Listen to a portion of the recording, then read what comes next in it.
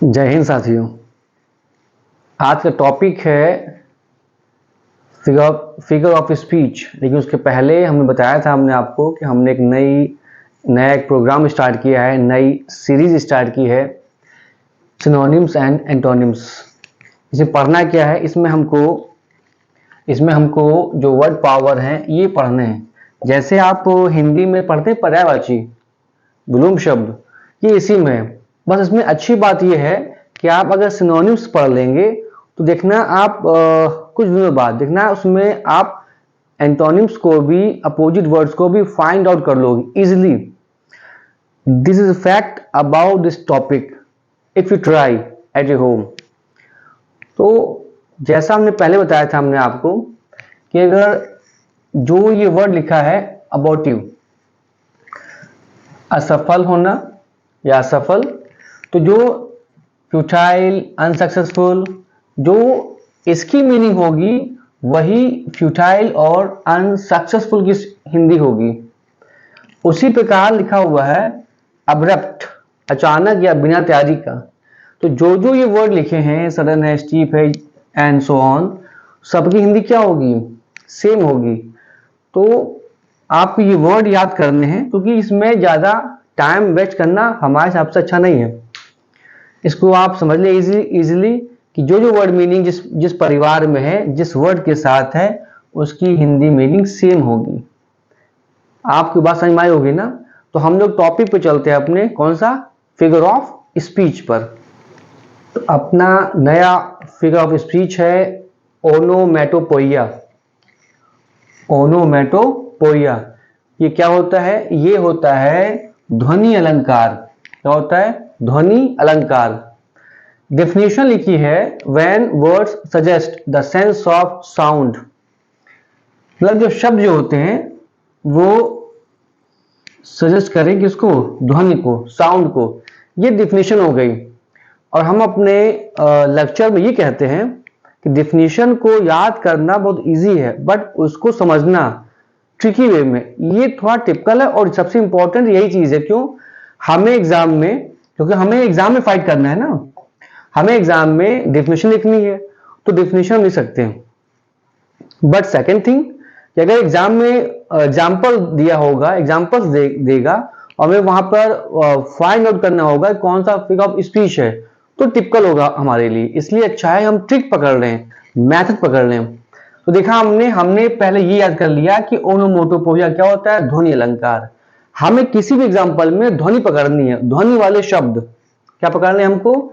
हमको पकड़ना है कि ऐसे शब्द जिनसे ध्वनि उत्पन्न हो, बस ऐसे शब्द जिनसे ध्वनि आती हो, किसी प्रकार की ध्वनि हो।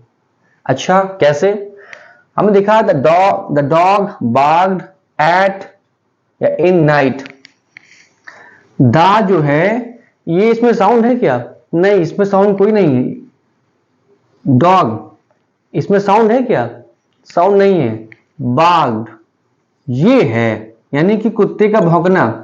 अब जैसे बार्क्ड वर्ड आया, हमने देखा भौंकना, चिल्लाना। जब कोई भी पक्षी, यानी कि पक्षी हो, पशु हो, मानव हो, कोई चीज हो, अगर साउंड उत्पन्न करेगा किसी प्रकार का, चाहे साउंड धीमा हो या तेज हो, साउंड आना चाहिए, ध्वनि आनी चाहिए। तो जो वर्ड ध्वनि निकाल रहा होगा या जिसमें अर्थ छुपा होगा, वो पूरा सेंटेंस क्या कहलाएगा? ओनोमेटोपोइया। कैसे?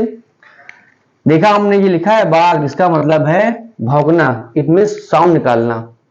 तो इसका मतलब है कि the dog barked at in night, ये ओनोमेटोपोइया फिगर ऑफ स्पीच है।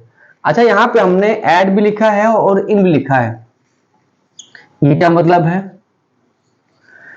अगर आप कहते हो एट नाइट, यह नॉलेज की बात है, अगर कहते हो एट नाइट कि आपको कोई सेंटेंस होगा कि लिखा होगा, बोला होगा, वहां पर लिखा होगा एट नाइट, इसका मतलब है वो ऐसी रात के बारे में चर्चा कर रहा है जो सामान्य है, एक आदतन है, हैबिट है कि बार बार वो आ रही है। जैसे कुत्ता रोज भौंकता रात में, हम कह दिया the dog barked at night. लेकिन यहीं पर किसी ने कहा इन नाइट लगा दिया। क्या लगा दिया? In night. इसका मतलब है कि कोई ऐसी विशेष रात होगी जिसमें कोई विशेष प्रकार की घटना घटित हुई होगी, तब वहां पे आई होगी, तब वहां पे आया होगा क्या, in the night. I saw the ghost in the night.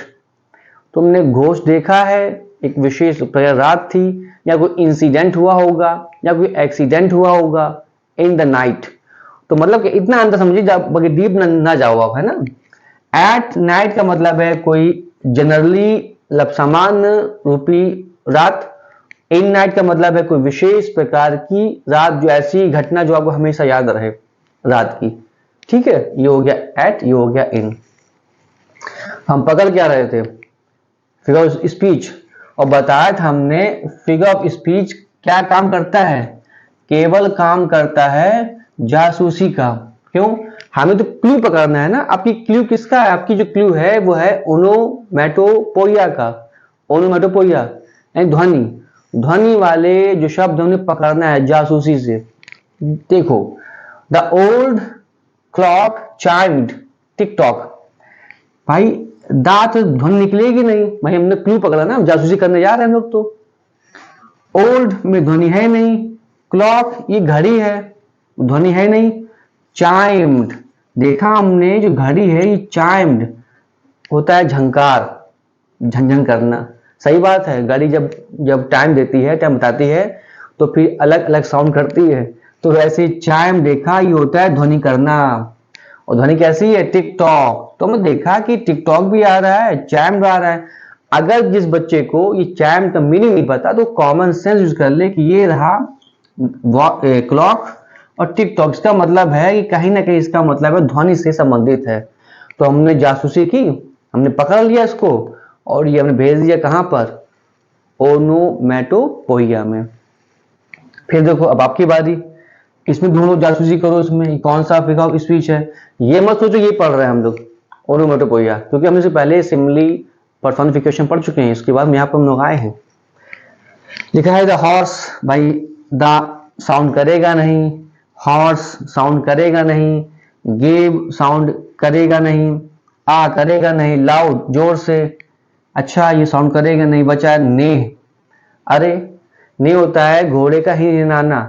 तो जब कोई चिल्लाएगा, बोलेगा, साउंड निकालेगा, ध्वनि निकालेगा। देखा रे ध्वनि आ रही है, साउंड आ रहा है, क्या आ रही है, ध्वनि है या साउंड आ रहा है। बस कंफर्म हो गया कौन सा है, ओनोमैटोपोइया। फिर देखिए अगला, देखिए अब आपकी बारी। फिर देखिए दा साउंड कर देगा क्या, नहीं करेगा ना, नहीं करेगा। फ्रॉग नहीं करेगा, क्राउड करेगा। ये टर यानी कि मेढक का टरटराना है, बोलना है। और कहां पर, एट नाइट। अब देखो ये एट नाइट आया, इसका मतलब आदतन है, रोज होता है। अच्छा ये साउंड है यानी कि मेढक का बोलना, तो आ गया बोलना, बोला होगा, चिल्लाया होगा। साउंड आया कि नहीं आया, साउंड प्रोड्यूस हुआ है। इसका मतलब ये है कि ओनोमैटोपोइया है। अच्छा ये आपकी बारी। अब ये आप हमें बताइए कमेंट में कि इसमें ध्वनि सूचक शब्द कौन सा है, कौन सा, the thunder rumbled in the ground, in the GROUND, in the ground, मैदान में। तो आप बताना है कि इस लाइन में, इस सेंटेंस में ध्वनि सूचक शब्द कौन सा है। बस इतना अगर आपने जासूसी कर ली तो आपने कौन सा पढ़ लिया, आपने ओनोमैटोपोइया फिगर ऑफ स्पीच पढ़ लिया। उम्मीद है आपको ये ट्रिक समझ में आई होगी, है ना। अगर समझ में आई होगी तो अपने चैनल श्री विद्यापीठ को सब्सक्राइब करें, लाइक करें एंड शेयर करें। और भैया सभी को रिक्वेस्ट है कि बेल आइकन को पक्का प्रेस करना। नमस्कार।